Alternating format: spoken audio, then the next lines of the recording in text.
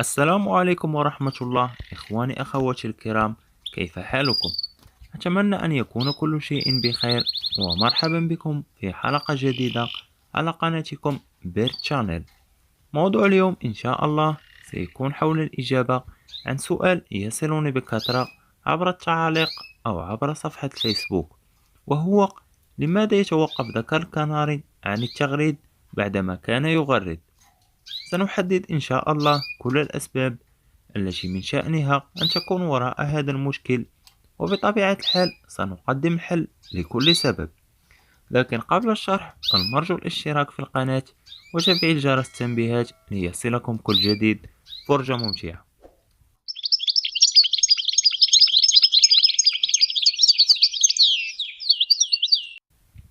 في بعض الأحيان يكون ذكر الكناري يغرد بشكل طبيعي وعادي، وفجأة يتوقف تماما عن التغريد، فيبدأ المربي في طرح العديد من الأسئلة حول هذا الأمر. لهذا أنا اليوم سأقدم لكم العديد من الأسباب التي من الممكن أن تكون وراء هذا المشكل. السبب الأول وهو دخول الذكر في مرحلة غيار الريش، وكلنا نعلم أن الطائر عندما يدخل في غيار الريش يستنزف كل طاقته للتخلص من الريش القديم وظهور ريش جديد. لهذا فهو لا يجد الطاقة الكافية من أجل التغريد، فيكتفي بالصمت. وهناك بعض الذكور تغرد في هذه المرحلة، لكن بنسبة قليلة جدا، لأن الطائر همه الوحيد في هذه المرحلة هو التخلص من الريش القديم ونمو الريش الجديد. السبب الثاني وهو خاص بالطائر الذي لا يغرد بتاتا.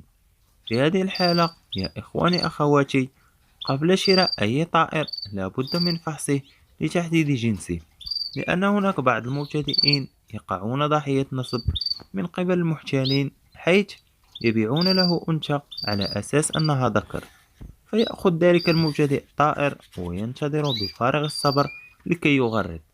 لهذا أنصح أي مبتدئ قبل شراء أي طائر أن يصطحب معه صديقه تكون لديه خبرة في الطيور لكي لا يتم النصب عليك. السبب الثالث هو التأكد من سن الطائر، لأن الطائر إذا كان عمره أقل من 6 أشهر لا يغرد بشكل صافي. لهذا يجب الانتظار حتى يبلغ الطائر ما بين 6 و9 أشهر ليبدأ التغريد بطلاقة. السبب الرابع وهو مرتبط بالتنوع في النظام الغذائي، يعني يجب اتباع برنامج غذائي يتكون من الخضروات والفواكه والحبوب لكي يكسب الطائر طاقة كبيرة تدفعه إلى التغريد دون توقف. إذن لابد من تقديم أغذية متنوعة غنية بالبروتينات والفيتامينات التي يحتاجها جسم الطائر لكي يغرد طوال الوقت. كما ذكرت في السبب الأول، أن الطائر عندما يدخل في مرحلة غيار الريش فإنه يتوقف تماما عن التغريد. لماذا؟ لأن كل طاقته يهدرها في التخلص من الريش القديم ونمو ريش جديد. السبب الخامس الذي يجعل ذكر الكناري يتوقف عن التغريد وهو كثرة المراقبة من طرف المربي، خصوصا إذا كان الذكر غير متعود كثيرا على رؤية البشر، فعندما يراك سيتوقف عن التغريد حتى تبتعد منه لأنه يشعر بالخوف. أما إذا كان الذكر متعود على البشر فإنه حتما سيغرد أمامك. لهذا لا تكثر من المراقبة حتى يبقى الذكر على راحته ويغرد بشكل جيد. السبب السادس هو التغيير المفاجئ في النظام الغذائي للطائر، يعني الطائر يكون معتاد على أغذية معينة، وعندما تقدم له أنواع أخرى من الأغذية دفعة واحدة سوف يتوقف عن التغريد، لأنه سيدخل في غيار الريش مفاجئ، خصوصا إذا كانت الأغذية التي ستقدمها ترفع درجة حرارة جسم الطيور، وأيضا ممكن أن يتضرر جهازه الهضمي.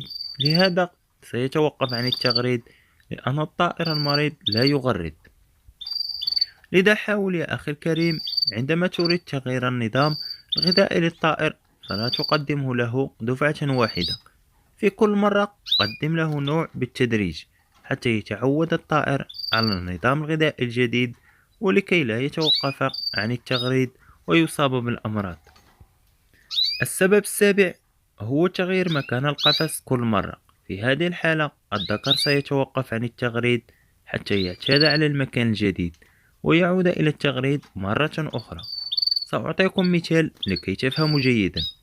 نفترض مثلا أنك رأيت ذكر كناري يغرد بصوت عالي وصافي دون أي مشاكل عند بائع الطيور أو صديقك، فقمت بشرائه، وعندما جلبته للمنزل توقف تماما عن التغريد. إذن السبب الرئيسي لتوقف الذكر عن التغريد هو تغييره من مكانه الأصلي. في هذه الحالة يجب عليك الانتظار لمدة حتى يعتاد الذكر على المكان الجديد ويعود إلى التغريد. وحاول يا أخي أن لا تغير مكان القفص باستمرار. السبب الثامن وهو إصابة الطائر بمرض ما كالفاش الرئوي أو الربو، أو لديه مشاكل على مستوى الجهاز التنفسي. وفي هذه الحالة الطائر لن يغرد لأن كل طاقته تعمل على مقاومة المرض. وإذا رأيت أن الطائر توقف فجأة عن التغريد أو حركته أصبحت ثقيلة في القفص، قم بفحصه لتشخص المرض وتجد العلاج ليعود الطائر إلى التغريد مجددا إن شاء الله. السبب التاسع والأخير وهو تعرض الذكر إلى صدمة نتيجة سقوط القفص أو تعرضه لهجمات من طرف طائر أبو عمار خلال التشميس أو من الحيوانات الأليفة كالقطط والكلاب. والحل في هذه الحالة يا أخي هو تقديم النعناع للطائر في المشربية لأنه يهدئ الأعصاب والتوتر. ويمكن أيضا تقديم دواء تيبرنيل أنتي ستريس. هذا الدواء سيساعد الطائر في التخلص من الصدمة بسرعة وعودته إلى التغريد من جديد بإذن الله. إذن يا إخواني أخواتي، أنا ذكرت لكم العديد من الأسباب التي تجعل ذكر الحسون أو الكناري يتوقف عن التغريد، لكن هناك 3 أسباب رئيسية وراء هذا المشكل، وهو دخول الذكر في غيار الريش، أيضا تعرضي لصدمة كما ذكرت سابقا، يا إما بسقوط قفص من مكان مرتفع أو تعرضه لهجمات من الحيوانات الأخرى. والسبب الثالث وهو إصابة الطائر بمرض ما. يعني يا أخي إذا وقعت في هذه الأسباب فكن أكيد بأن الذكر لن يغرد حتى يتم معالجة السبب. إخواني أخواتي الكرام، هذا ما كان في حلقة اليوم. المرجو دعم المقطع بالضغط على زر الإعجاب. دمتم في رعاية الله وحفظه. السلام عليكم.